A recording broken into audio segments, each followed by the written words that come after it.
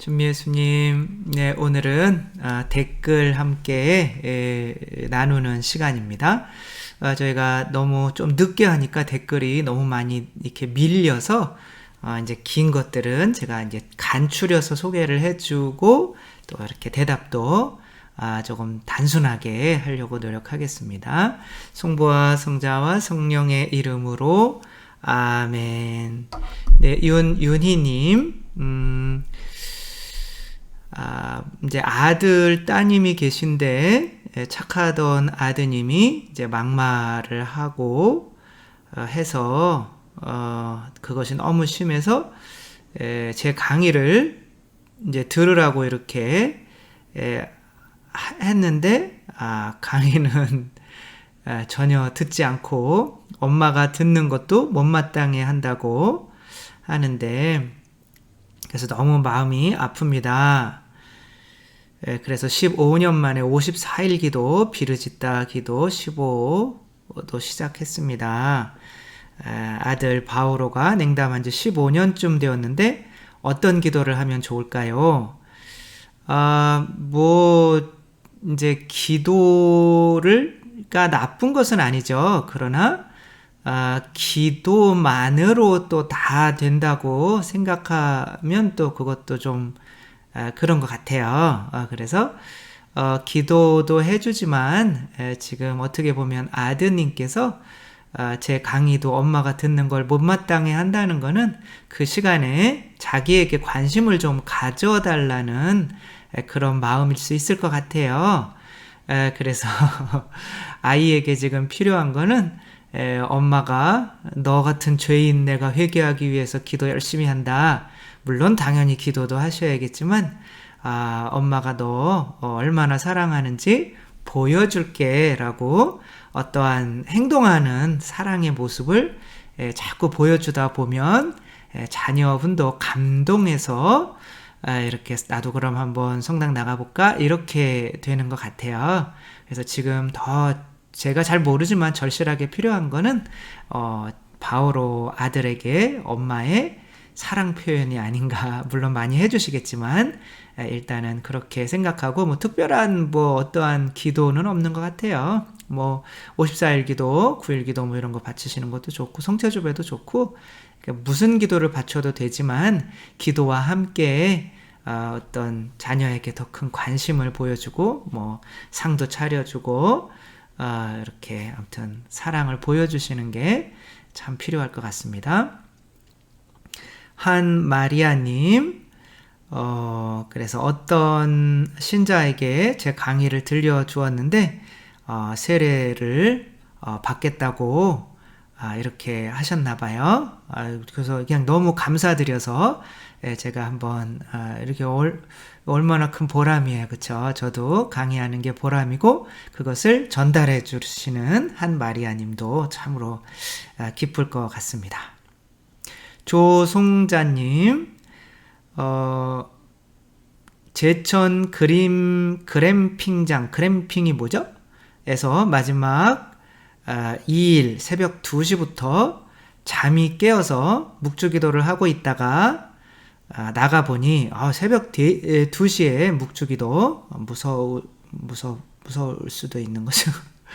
그래서 이따 나가보니 물이 숙소 문턱까지 올라와 그때 장마 많이 지을 때 물론 아직도 비가 오고 있기는 하지만 그때 말씀하시는 것 같아요. 그래서 관리자를 깨우고 옆 사람도 깨워서 40여 명이 전원 대피할 수 있게 되었습니다. 잠꾸러기인 저를 깨워놓으신 주님 감사합니다. 네, 거기에 또 제 강의도 들으면서 또 이렇게 깨어 있었다고 하니까 저 잘났다고 이렇게 읽어드리는 거죠. 그래서 참 감사한 일이죠. 송지원님, 신부님 비르짓다 7기도 중에 마음으로 짓는 죄와 정신으로 짓는 죄는 무엇이 다릅니까? 예를 들어 주시면 쉽게 이해가 되겠습니다. 네, 예를 드는 게 제일 어렵죠. 이제 듣는 사람은 쉽죠. 그쵸? 그래서 비르짓다 기도에서 이제 두 번째는 마음으로 짓는 죄. 예수님께서 겟세마니 동산에 올라가셔서 피땀을 흘리시며 그렇게 순환을 당하신 것이 우리가 마음으로 지은 죄를 보속하기 위함이고, 또 가시관을 쓰신 것이 정신으로 짓는 죄를 보속하기 위한 것인 거죠.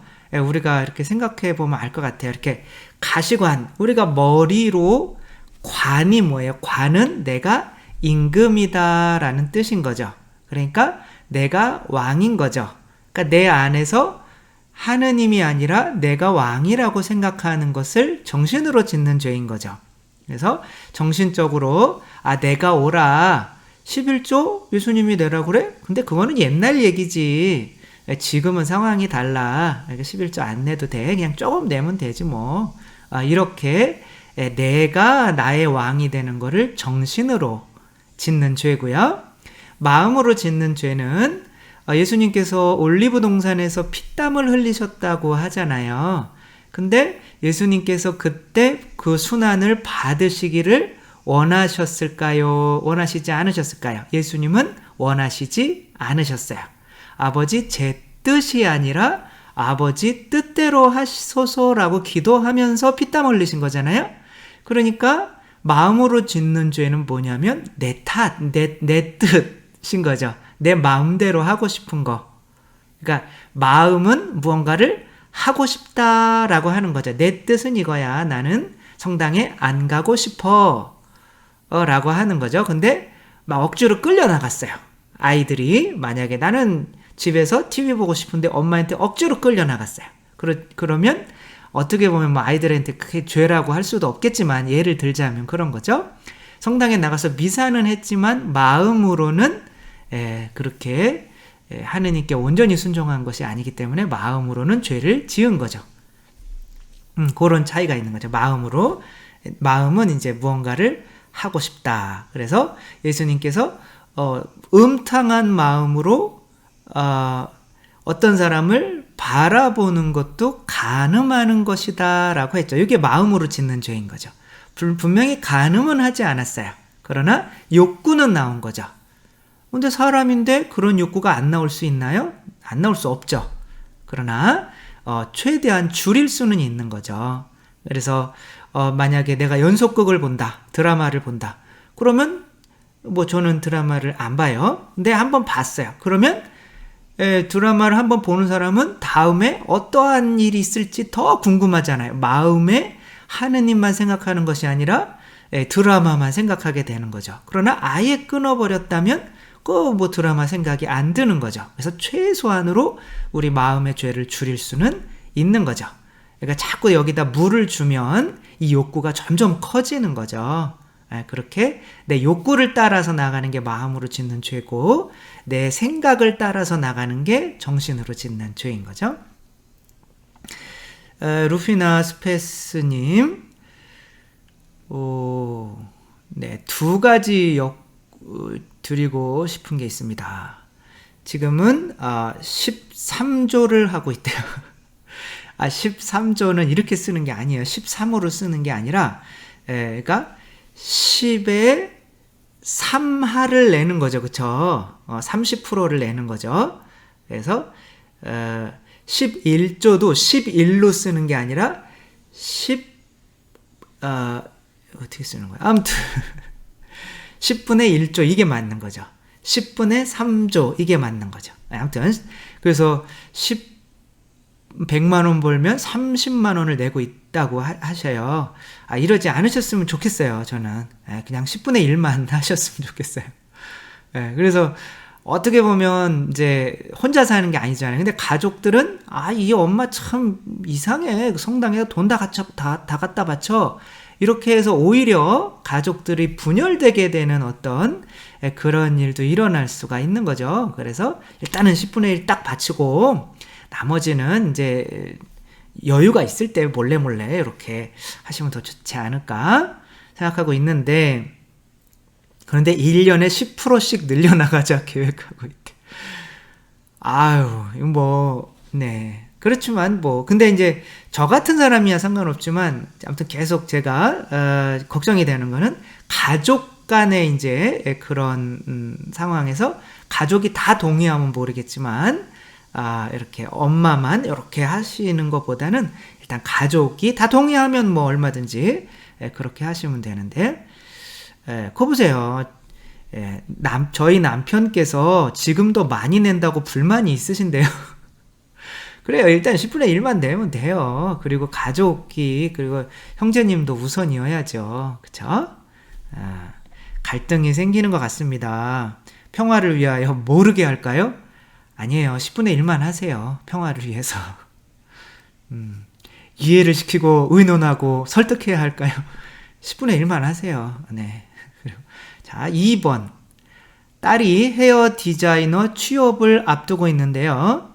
네, 그 일을 하게 되면 디자이너가 되기 전 스텝을 일을 할 때는 주일미사 참여가 매우 어려워요. 한 3년 정도요.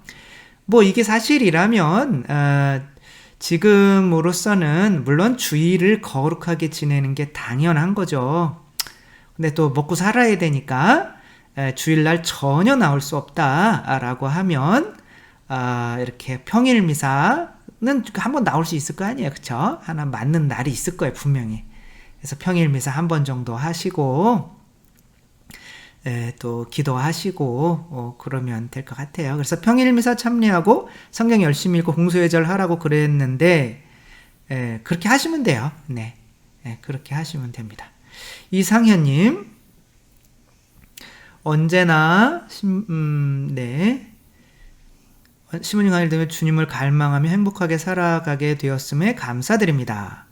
예비자를 인도하여 세례를 받기까지 신부님 강의를 듣고 저로서는 피 흘리며 형편이 매우 힘들었지만 그 예비자를 알바로 쓰면서 어렵게 이끌었습니다. 참 잘하신 거죠. 근데 항상 그러는 거지만 이렇게 하면서 내가 그 사람 미워지면 안 돼요. 내가 미워지기 전까지만 하세요. 그게 내 수준인 거예요. 근데 내가 미워지는데도 억지로 하려고 하면 그건 교만인 거죠. 그런데 그분이 세례받고도 똑같이 인도하려고 하니까 제가 지칩니다. 그러면 거기까지 하세요. 네, 할 만큼 하신 거예요. 일단은 내 영혼이 미워지면 어떻게 되는 거예요? 구원에서 내가 멀어지는 거잖아요. 그쵸?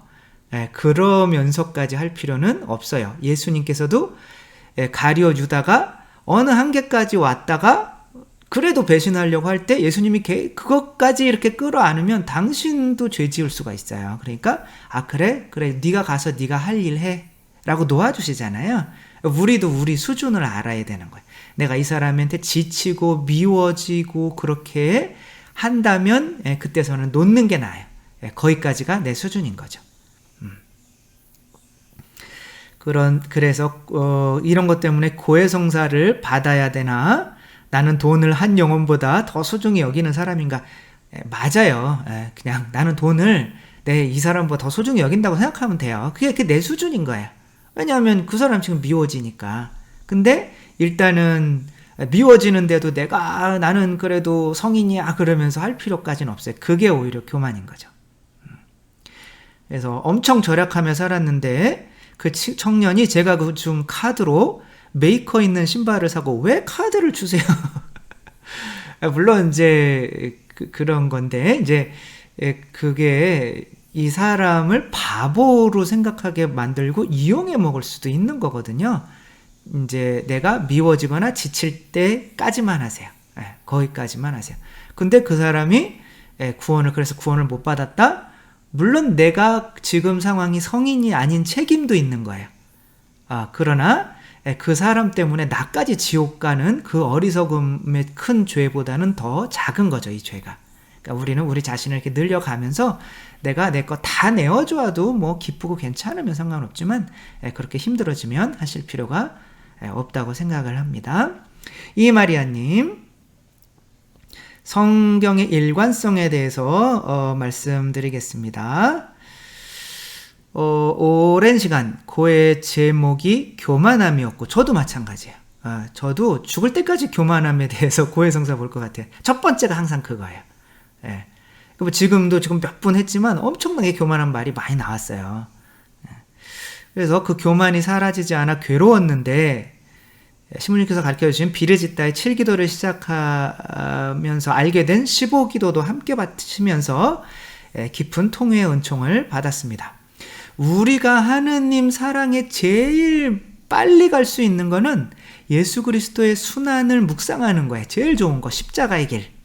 근데 저는 십자가의 길 대신에 매일매일 그 똑같은 거잖아요. 예수님 피 흘리시는 거, 비르지다의 7기도를 바치거든요.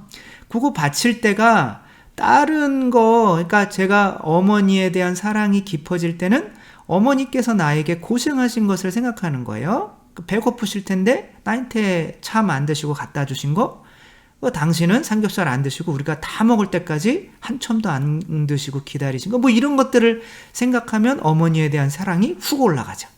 그러나 어머니는 뭐 이름은 누구시고 어디 태어나셨고 뭐 이게 우리가 성경 공부하는 거예요. 그런 거로도 물론 요만큼 증가는 할 수 있겠지만 우리가 진짜 한 95% 이상 묵상해야 되는 거는 예수 그리스도의 순환입니다. 그래서 신부님의 체험이 마치 저의 체험인 듯 제 교만과 그럼에도 불구한 하느님의 크신 사랑에 절절한 마음으로 깨닫고 새로 태어나는 기쁨과 감사를 느끼고 있습니다. 네, 여러분들도 한번 7기도, 15기도 바쳐보세요. 매일매일 십자가의 길 한번 하는 것처럼 정말 영성이 쭉쭉쭉쭉 올라갈 거라고 생각을 하면서도 그러면 신부님은 많이 올랐다는 얘기네요. 이런 또 교만한 마음이 있죠. 그래서 안숙희님, 네. 신부님 묵상 말씀부터 성경 강해, 영혼의 성 등 신부님이 강해하신 것 하나도 빼놓지 않고 듣고 있습니다. 11조에 대해서 알고 싶습니다. 11조는 10분의 1을 바치는 것인데 저희 가톨릭, 이걸 항상 이 문제를 물어보세요. 저희 가톨릭에서는 본당뿐 아니라 여러 공동체에도 가입하면 회비를 납부해야 하고 또 여러 군데 봉헌할 곳이 많습니다. 11조를 급여의 10분의 1을 바치고 다른 데는 나머지로 바치는지 아니면 합쳐서 11조를 바치는지. 네, 항상 말씀드리는 거지만 정해진 게 없어요. 교회법에서는 한 100년 전까지만 해도 이제 11조 내용이 있었어요. 아니다. 한 30-40년 전까지만 해도 11조 내용이 있었어요. 근데 지금은 이제 11조라는 내용이 사라지고 그냥 바오로 서간대로 내 열이만큼 바쳐라, 이렇게. 이게 뭔 소리야? 내가 열이가 얼만큼이지? 내 열이가. 그러니까 열이만큼 바쳐라 라고 했더니 우리는 다 10분의 1 바칠 만큼 열이는 안 돼. 그래서 뭐 거의 95% 이상이 가톨릭에서는 10분의 1도 못 바치고 있는 거죠. 그래서 노력해서 내 열의를 끌어올려서 그냥 뭐 다 합쳐서 10분의 1이든지 교무금만 10분의 1이든지 그건 본인께서 정하셔서 하면 되는 거지, 그것을 뭐 어떻게 딱 안 맞췄다고 하느님이 뭐라 그러시진 않아요. 내 열의를 끌어올리는 게 중요한 거죠. 이모니카님, 신부님 고민이 있어요. 저는 매일 일을 시작하기 전에 새벽에 1시간, 오후에 1시간, 밤에 1시간 성체주배를 합니다. 저랑 거의 비슷하네요. 어떻게 일을 하시는데도 누가 저더러 왜 그렇게 기도를 많이 하냐. 하느님은 우리가 행복해지기를 원하시는 분인데 굳이 그렇게 고생하며 인정받을 필요 있냐. 이분은 이제 본인이 기도를 안 하시고 있는 것을 이렇게 말함으로써 정당화하고 있는 거죠. 그게 뭐야? 하느님이 너희 부모님이 너 사랑하시는데 왜 매일 집에 들어가? 이런 얘기랑 똑같은 거죠? 너희 부모님 너 사랑하시는데 뭐하러 부모님한테 생일에 선물 사주려고 그래? 그게 우리가 말이 안 되죠. 네. 하느님은 우리가 행복해지는 걸 원하시는 분인데, 그러니까 기도가 이분은 고통이라고 생각하는 거예요. 애인을 만나는 게 고통이라고 생각하는 거예요. 하느님을 만나는 게 고통이라고 생각하는 거예요.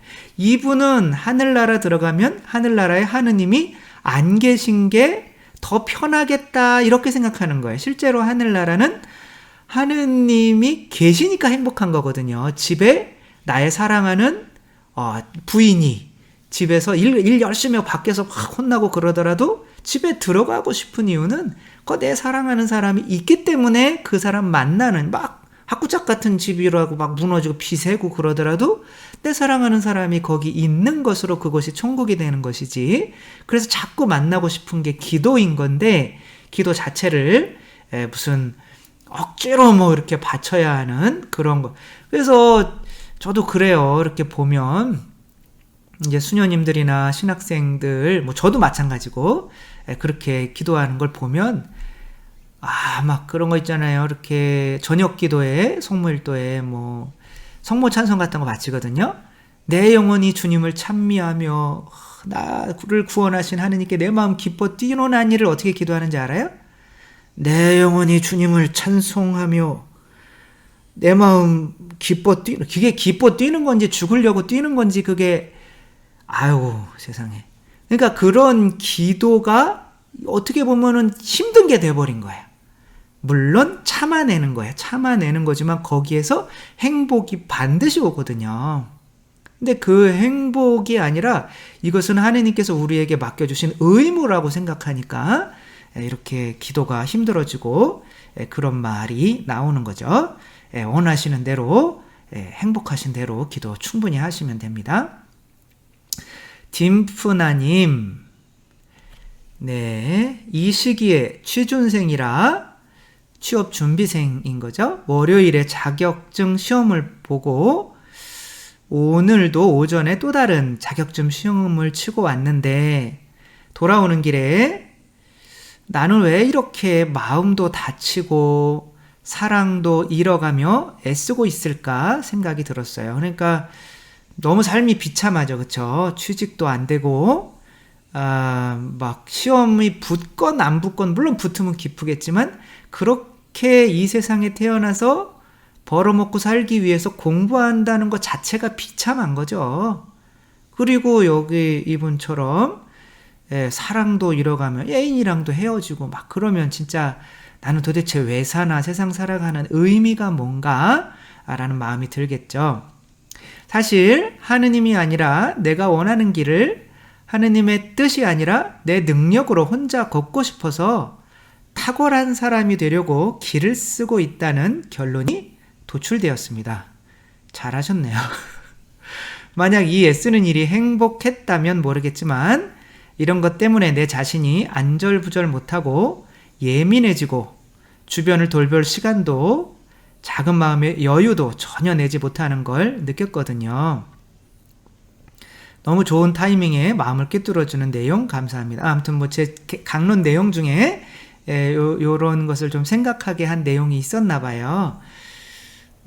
우리가 지금 노력해야 되는 게 있다면, 신앙인이라면, 세속 사람이라면 하느님이 계신 걸 모르니까 하느님으로부터 오는 행복을 찾지를 않죠. 그러니까 바깥에서 취직하면 행복할 거야, 사랑을 쟁취해서 결혼하면 행복할 거야, 결혼해봐요, 또 지옥이에요. 죄송합니다. 다 그렇진 않죠. 아무튼 그렇게, 그런 이 세상에 뭐 취업하면 행복해요? 또 이렇게 승진 못하면 또 힘들잖아요. 이런 정말 행복하지 못한 굴레에 우리를 이제 넣는 거죠. 마치 알코올 중독처럼, 알코올 중독자가 술 먹으면 행복할 거야. 그럼 술 먹으면 힘들어요. 근데 술 깨면 또 먹고 싶어요. 이렇게 만드는 게 세상인 거죠. 그러나 우리는 우리 자신이 누구라는 걸 알려준 거예요. 너 하느님의 자녀야. 이미 하느님의 본성이 네 안에 들어가 있어. 그러니까 노력 안 하고 그냥 숨만 쉬고 있다가 죽어도 천국이야. 그러니까 이것을 위해서 내 아들을 너를 위해서 죽였어. 그래야 네 안으로 들어가지, 내 아들이. 그러니까 우리가 지옥 갈 운명이었는데 예수님이 내 안에 들어와 계시고 이분이 그렇게 십자가의 그 순환을 통해서 내 죄를 없애주셨다면 그것만으로 지금 행복할 수 있는 거죠. 그래서 지금 행복하려고 노력하는 것이 가톨릭 신자이고, 무언가를 성취하면 행복할 거야 라고 생각하면 세속 사람이 되는 거죠. 지금 내가 가지고 있는 것, 내가 가지고 어마어마하죠. 내가 정말 하느님의 자녀라니까요. 내가 거진 줄 알았는데 어떤 임금이 너 내 자녀야. 너 3일만 기다려. 그러면 내가 바로 내가 너 내 다음 차수 임금으로 그냥 해줄게. 그리고 우린 그런 약속을 받은 사람이거든요. 그럼 이 세상에서 분명히 3일 동안 힘들지만 당연히 사는 게, 그렇지만 그 약속을 들은 사람이 그 이전과 같을 수는 없는 거죠. 예스님, 하마터면 열심히 살 뻔했다. 네, 이렇게 쓰셨네요. 요거 이제 책 제목이죠. 꿈도 없이 열심히 못 살아서 후회했는데 오늘은 잘했다는 생각이 드는 건 뭔가 싶어요. 이건 아마 노력하지 말라 그 강론을 듣고 하신 것 같아요. 근데 어젠 또 산을 옮기려면 꽃갱이부터 사라고 하시더니, 그러니까 산을 옮기려면 노력해라. 꽃갱이부터 사라. 노력하지 않는 사람은 안 된다. 근데 열심히 작은 돌 부숴라 하시더만, 진짜 헷갈리는 것은 성경은 너무 모순적이고 이중적인 것 같아요. 계속 읽다 보면 비밀인데 정신분열증이 안 생기면 다행인 것 같아요. 그러니까 제가 이제 그 전날은 그런 강론을 했던 것 같아요. 그렇죠? 이렇게 산을 우공이산 그러면 산을 옮기려면 꽃갱이부터 사서 하나부터 찍어야 된다. 근데 그 다음 날은 노력하지 마라. 왜 인정받으려고 노력하냐. 이미 우리는 인정을 받았는데, 이게 그런 거예요. 그렇게 표현을 할 수밖에 없어요. 예수님께서도 어떻게 해요? 부모님을 공경하고 사랑하고, 우리 부모님은 세상에 계신 작은 하느님이시고 창조자시죠. 그러니까 당연히 공경해야 되는데, 또 어디에서는 나를 따르려거든 너희 부모 미워하거나 버리지 않으면 나 따를 수 없어. 이렇게 완전히 반대말 같단 말이에요. 근데 그런 상황에 따라서 그렇게 말할 수밖에 없는 거죠. 자, 산을 옮기려고 하면 뭐가 생긴 거야? 이렇게 꽃갱이를 샀다고 하면 뭐가 생긴 거야? 이미 나는 저 산을 옮길 수 있어 라고 하는 믿음이 생긴 거죠. 그러니까 믿음이 생겼으면 애기가 이분이 내 부모님이구나 라고 믿음이 생겼으면 뭘 시작할 것 같아요? 이제 걸음마를 하려고 일어서기 시작하겠죠. 노력하기 시작하겠죠. 그러니까 믿음이 생겼는데 어떻게 노력하지 않겠느냐 이런 말인 거죠. 그러나 내 노력으로 믿음이 없는데 나는 대통령이 되면 인정받을 거야. 나는 사업에 성공해서 돈 많이 벌면 인정받을 거야. 이렇게 믿음이 없는데 노력하는 것은 아무 쓸모가 없다는 거죠. 그건 헛고생한다는 거죠.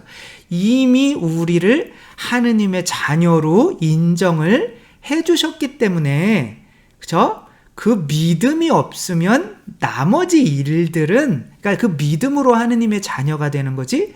그러나 믿음으로 하느님의 자녀가 되면 뭐 해야 돼요, 이제?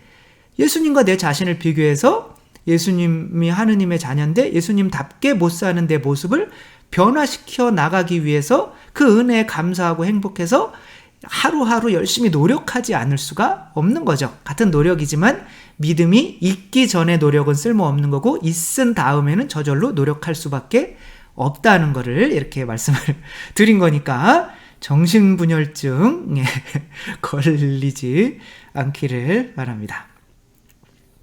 유스티나님, 새벽에 잠자던 중에서 벌만큼 큰 모기에 실컷 뜯기고 너무 간지러워서 일어났습니다.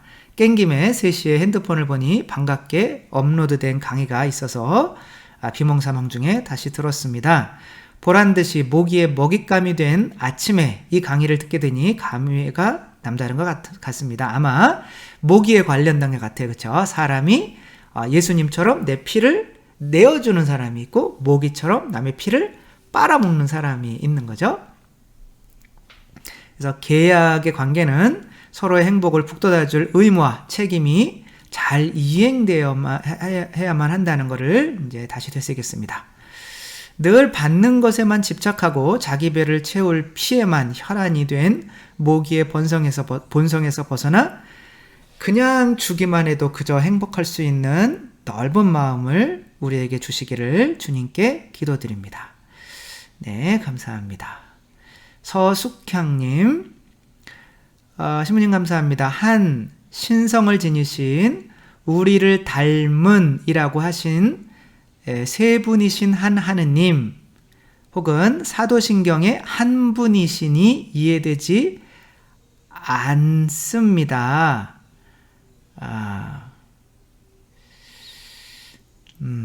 그렇죠. 그래서 제가 말씀을 드린 거죠. 우리가 니케아 콘스탄티노폴리스 신경을 고백할 때는 미사 때 어떻게 해요? 한 분이신 하느님을 저는 믿나이다 라고 하는데, 우리는 하느님을 세 분이라고 하잖아요. 그럼 도대체 하느님은 세 분이에요? 한 분이에요? 뭐가 맞는 거예요? 니케아 콘스탄티노폴리스 신경에서 한 분이신 하느님을 저는 믿나이다. 그러니까 한 분이 맞는 건가요? 아니죠. 그거는 이제 일신론인 거죠. 그게 이제 양태론으로 이렇게 나오게 되는 건데, 하느님이 이제 테르툴리아누스가 트리니타 우니타스, 그러니까 세 분이 유니온을 한다, 하나가 된다는 거죠. 근데 그거를 했는데 그분이 예로 든 게 그거예요. 양태론이에요. 일신론이에요.